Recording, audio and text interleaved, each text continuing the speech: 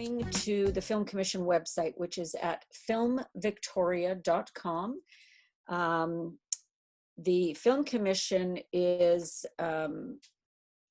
always looking for support, and it is very easy and inexpensive to become a member. It's $30 a year, and you can help be a part of bringing productions into this town and bringing employment for all of us.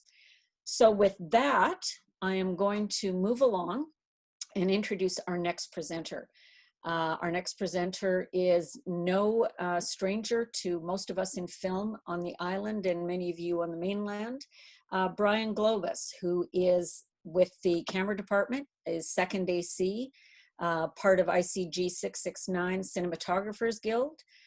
Brian is an indie filmmaker at heart. You often see him on indie sets. He began assisting on camera in 2013 and is now full-time involved in this career in the industry. Since then, let me see. Oh, somebody went missing here. Since then, he has been pursuing the craft of cinematography on feature films, network television series. Brian's worked on such productions as Lost in Space, Murdoch Mysteries, Loudermilk, Lucifer, Disney's Descendants, Supernatural, The Boy, and more. Camera assisting has given Brian a great appreciation for the intense effort that goes into every shot on a film and the roles played by each member of the crew.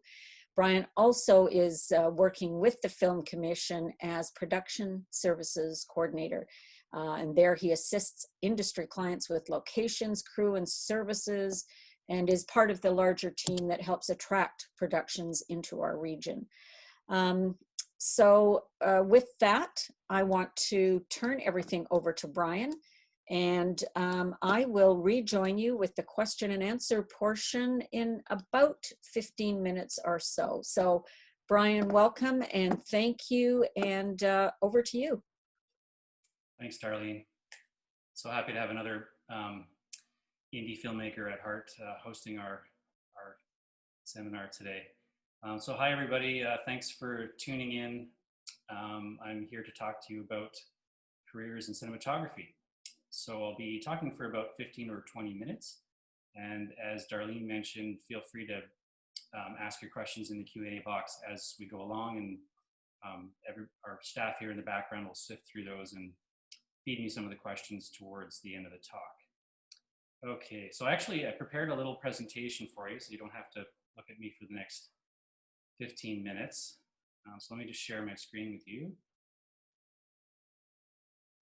Okay, so, whoops. So careers in cinematography. Again, my name is Brian Globus. Currently I'm a second AC, or a second assistant camera. I'm also a member of the International Cinematographers Guild. Local 669 is our chapter. So that's pretty much Western Canada, Saskatchewan through BC, and then the territories to the north. And yeah, we'll talk about union membership a little bit further along. It's not necessarily something you'll consider right away, but the majority of major film and television productions in BC it is a unionized environment for the most part. So at some point, if you continue in camera, it might be something that you consider. All right, well, Darlene already did a great job of introducing me, but again, I've worked as a camera assistant for film and television productions. I've been a member of the union since 2014, so I'd say I'm still pretty early on in my camera career, and I think that puts me in a good position to talk to people that are looking to get into the career, because I'm still reasonably fresh for breaking in. Again, like many people in film, I wear a couple different hats, and I moved here from Toronto, and around the same time that I got accepted to the union training program, I also got a job at the Film Commission. I have a background in business and marketing, and combined with my interest in film, landed a job there. So I've been there for about 8 years, and I was involved in the planning of this event and others like it. I also work closely with productions that are coming to Victoria, so I get a pretty good look at how they crew up and how they choose department heads and look for the rest of the crew. So it's sort of given me it's been a little bit difficult sometimes to juggle the two jobs, but it has given me two different perspectives. on film. And again, I started out as an indie filmmaker. My aspiration was to make my own films. So I've, tried to direct films and shoot them, and be an assistant of all sorts, and write, produce, and so on. I think when you're independent, you end up doing a lot of different roles, and I still try to keep that going. I'm a member at Cinevic, which is the local filmmaker society, and also when I moved here to Victoria, I started a meetup group for film production called Film Club West, and we grew to about 500 members online. We still have a Facebook page, so if you can check that out, people post projects and so on. So yeah, I think that the creative flame never goes away if that's your passion. So I'm still trying to make films as well as have a career. And I tried to do a little thinking about who would be in the audience today, and what I came up with is if we had more time, I'd probably do a poll to know these numbers, to know this for sure. But I'm guessing that most people listening are are seeking a career in film and television production. So meaning you may be at various stages. Either you've never worked in film, or you've done some work, but you're looking to make it your career. Also, I'm going to focus my talk towards the entry level, and I apologize if some of you are maybe a little further along, but I really feel like your first professional job in film is really the hardest nut to crack. And once you're able to get that first job in production, you make contacts and you're on set, you're seeing what all the different departments do, and you really get a better sense of where you fit in. But getting that first job on set is a question I get almost every day at the Film Commission. Somebody calls us and says, I want to work in film. How do I start? So I'm really aiming my talk in relation to camera about how to get to the entry level. Okay, so welcome to the camera team. What I've put up here is a picture of the crew that I worked on with a show called Loudermilk. This was a comedy series. I think it's still on the air on one of the comedy stations. It was starring Ron Livingston and Will Sasso. Shot a couple of years ago in Vancouver, and I was lucky to work on season 1. And I think there's actually a few people missing from this picture, but I wanted to give you the idea that cinematography is not really it's not just the vision of a single individual. We often look to the cinematographer or the director of photography when we think about the look of a film, and it's very true that they provide that leadership and that vision, but really the act of cinematography is a coordinated technical and creative team effort to realize a moving image. And that moving image is our product. That's what the camera department contributes to the film or television show. So really there's a lot of people involved in both technical and creative in making that image. So if you're like me and you love to watch films and television shows, and you stick around for the credits, next time you're watching the credits, have a look at the camera department.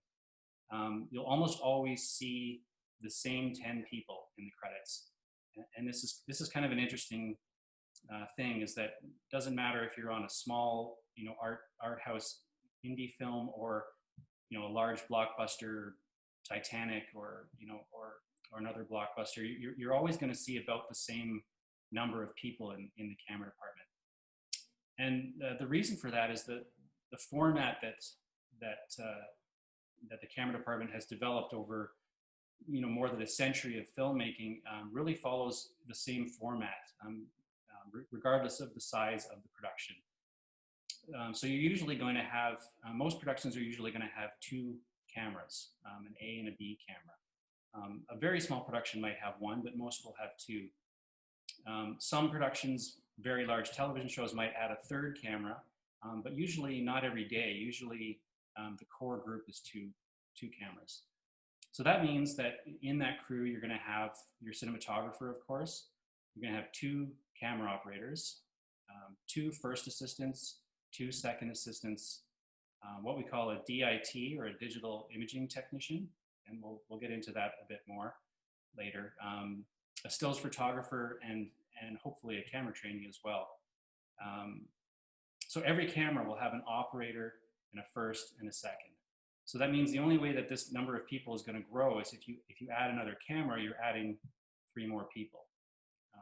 But generally, the size of the department stays pretty small. It's a small group.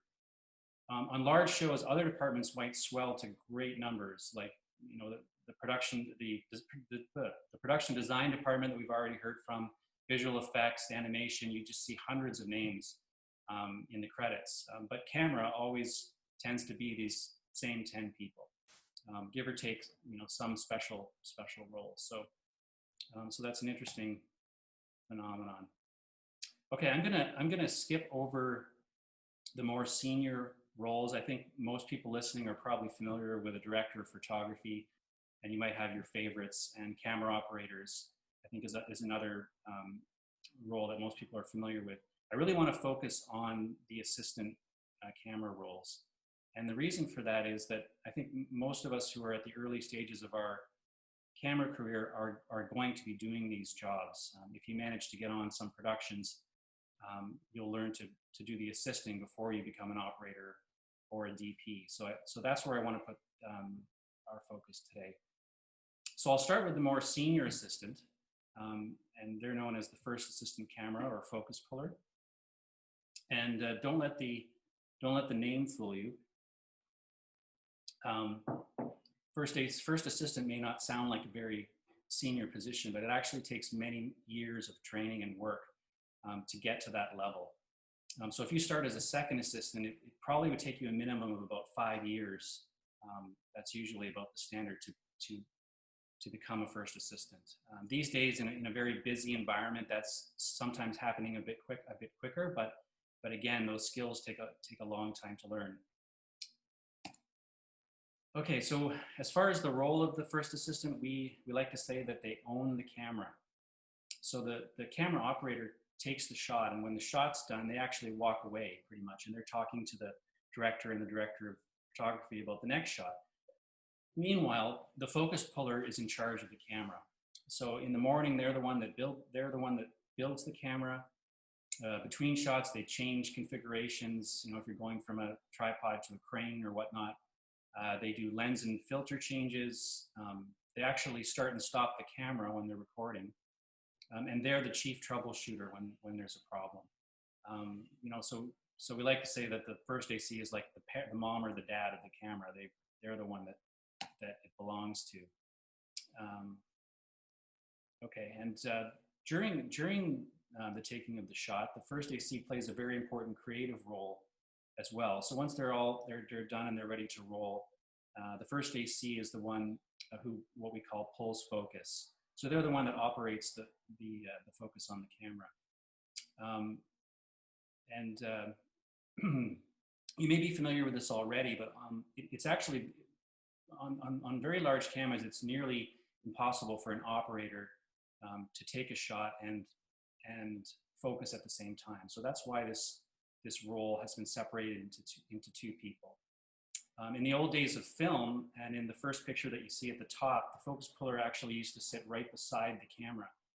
There were no monitors, and they actually had only their knowledge of the focal distance of the lenses to be able to keep the image sharp. And we look back at those people and think of them as almost like voodoo magicians of some sort, because the amount of information they had to keep in their head and to do it without even seeing the images, it's pretty amazing.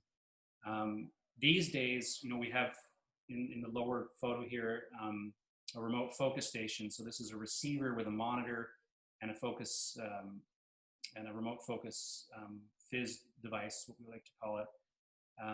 And so focus pullers are able to do this off camera now.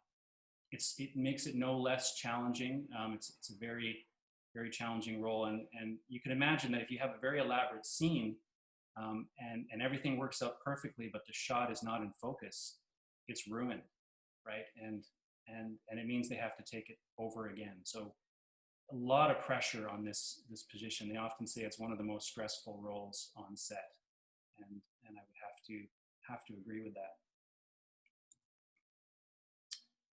Okay, moving on to my favorite position, the second AC. They're also known as a clapper loader.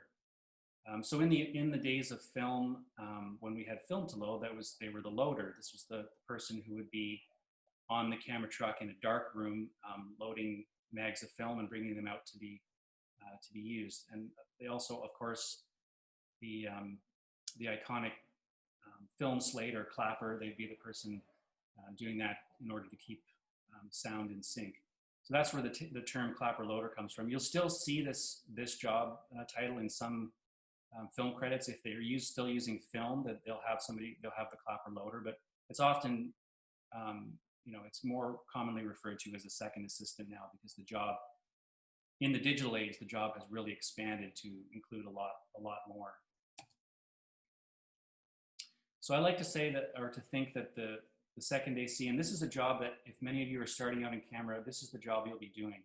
So you might be on an independent production, and this will be the job that'll be handed to you. So we are the hands, the feet, and the brains of the camera department, and maybe that could be argued, but it is a big thinking kind of role. Second ACs are responsible for care, transport, and setup of all gear that is not a camera. So, like I mentioned earlier, the first AC owns the camera; it's theirs, and they do everything there is to do with the camera. The second ACs look after everything else. So they bring carts to set, bring all the equipment to set, build the camera supports if it's whatever the camera is going to sit on. They bring the power supply, which are the batteries, monitors for the directors and the producers. They do all the cabling, set up the transmitters. They do lens changes, filters, media, which nowadays is memory cards. In former times, it was film mags. Battery changes and weatherproofing. So every time we go out in the rain, it's the second ACs that have to make all the equipment waterproof. So when the director is setting up for the shot with the actors, second ACs are responsible for marking. And if you're going to be shooting the same scene over and over again, the actors always have to hit the same marks on the floor, so they always have to be in the same position. So that in editing, they can piece the whole scene together and it looks like it was all shot at once. So this is the responsibility of the A camera second AC. So oftentimes at the beginning of the scene, you'll see the A camera assistant run into the set while the actors are blocking out the scene, and the rest of the camera assistants will be setting up the equipment. And of course, slating, as we see in the picture here, this is kind of the iconic second AC look with your pouch full of markers and your slate board. As an assistant, and sometimes when I go work on an independent, if you go work on an independent, you see this job is kind of handed to anyone. Somebody just picks up the slate and hits, and it's a little bit frustrating as an AC, because we know how much goes into this that actual job. There's a lot of technique to it. Probably only appreciated by editors. When they see a good slate in the editing room, all the information is there. But on a professional set, slating is taken very seriously, and it's something that you'll learn as a second AC. Seconds also do all the paperwork. So every shot that's taken, there's information about the shot that's recorded, and they liaise with the script supervisor. So at the end of the day, all the notes, camera notes, should match the script supervisor's notes. The script supervisor is also one of your best friends, because they always know what scene is being shot. So if you need information to put on the slate, they're the person you talk to. So you end up doing a lot of work with the script supervisor. The DIT, of course, is the person who takes the footage from the cameras, processes it, and sends it to post-production. So that's somebody that you work with closely too. Seconds coordinate the schedule for the camera department. They handle all the equipment rentals and returns. They do timesheets for everyone and start packs. So, whoops, I'm gonna go back one. So it's sort of interesting that you're in an entry-level job, but you're actually tasked with a lot of organizing for the whole department.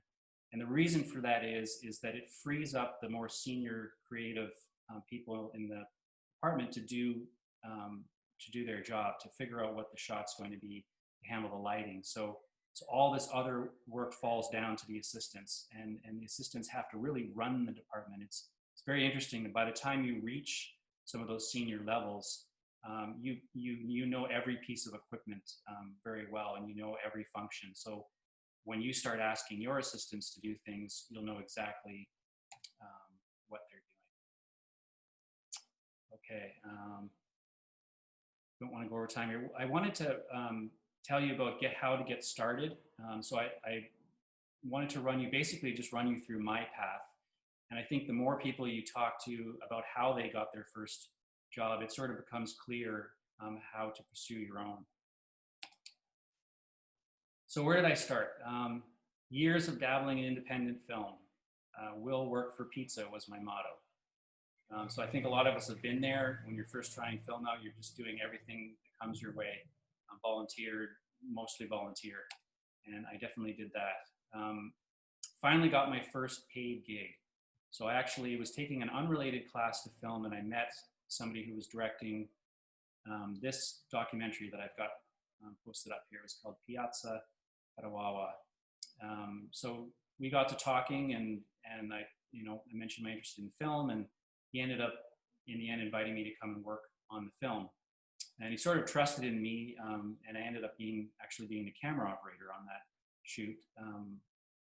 We shot with 2 Canon 5D, so this was right around the time when DSLRs were starting to be able to shoot pro video, and people were trying out shooting on the Canon 5D, and so it was pretty exciting for me to be able to do that.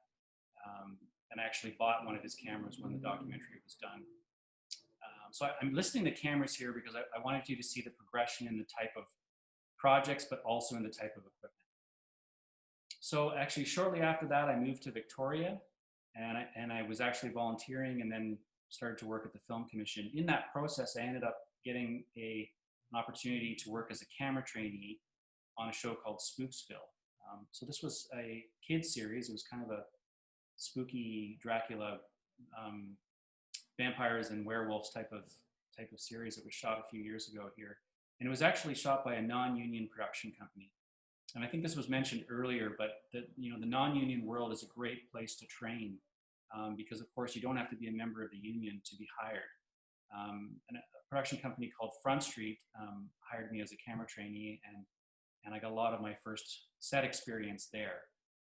And yeah, it was quite overwhelming to be on set for the first time. I remember, one of my first experiences was tangling up a whole bunch of cable and just making a total mess. And one of the assistants came to me with this big pile, and he just put it on the ground and said, "You know what? Come back when it's straight." So that took me quite a while. It was very embarrassing, but by the end of the summer, it was a totally different story. I could cable like a ninja. So there's a bit of progression there. After that, I actually attended a career fair not unlike this in Vancouver, and I ended up talking to the rep from the camera union here in BC. I told her that I actually had taken a course in Ontario that was offered by the camera union at the time, and I told her that I was living on the island.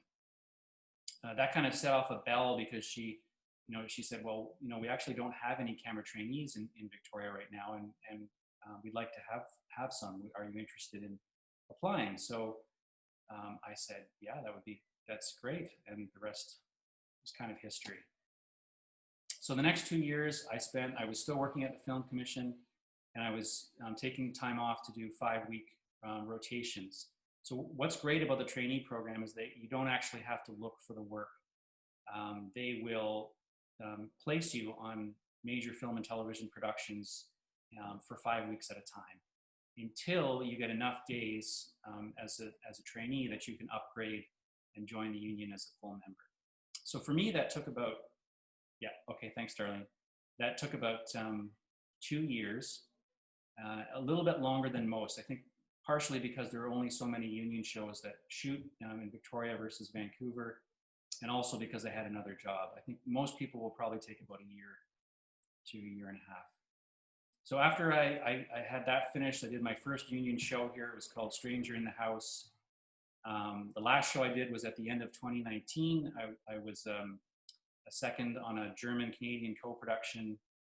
We shot on Arri Alexa. So this was, top of the line cameras versus the Canon 5D, where I started a number of years ago. Probably the highlight was working on Lost in Space in Alberta. If any of you heard Terry's talk about working in the hoodoos in Alberta, it's quite exciting. Okay, I'm almost out of time here. I just want to show you a few pictures. This is me at the back of a camera truck. If you're starting out in camera, you'll probably spend a lot of time there. Camera trainees are responsible for everything on the truck. Here's a picture of me on Murdoch Mysteries in the pouring rain. It rained for about 12 hours. So I always say, if you're planning on getting into camera, buy the best rain gear you can buy, because you'll need it on the West Coast. I always take a picture of some of the slates that I do from the shows, just to remind me of who I've worked with. It's amazing. If you look up the name Mark Irwin that's on the slate there, he's a local cinematographer, and his career is quite amazing. And so you get to work with some very accomplished people. Resume and IMDb listing are important. Your resume is really just a list of the shows that you've worked on. It doesn't have to be very detailed. IMDb listings are great, and if you're working in independent film, you can create listings for the shows that you're on, and so that you can have some credits. Okay, and tomorrow at 2:15, Kat Yee is giving a talk about the trainee program. So if you want more information about that, please tune in. Great, thank you, Brian. And for all of our attendees, that should give you a little insight into the complexities of the camera department, and guys like Brian make it all look so easy.